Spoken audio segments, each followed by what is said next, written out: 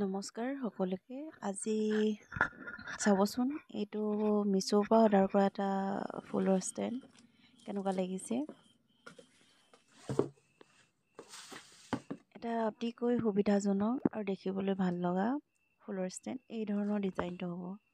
3টা ষ্টেণ্ড থাকিব আৰু ওপৰত 2খন জালনা থাকিব। তাতো আপোনালোকে হেং কৰা টাববিলাক এইবিলাক ওলমাই ৰাখিব পাৰে।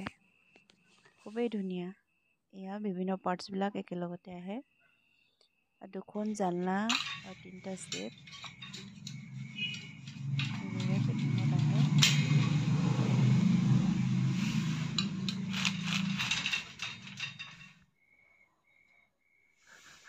এইদৰে দেখিবলৈ পাইছে আপোনালোকে।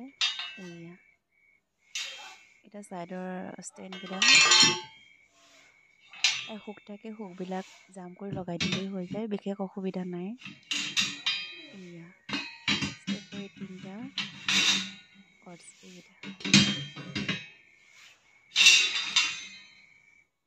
এয়া তিনিডাল আছে, এইডাল 2ডাল আছে। ইয়াৰ পাছতে এইকেইডাল চাইড আপোনালোকে পাৰ্টছবিলাক তাতেই দিয়ে। হুকবিলাক জাম কৰি লগাই দিলে আপোনালোকৰ ফুলৰ ষ্টেণ্ডটো ৰেডি হৈ উঠিব। চাব এতিয়া আপোনালোকে অলপ পাছতে। এয়া জালনাকেইখন। এয়া এইদৰে মই লগালোঁ। 2খন জালনা আছে ইয়াত।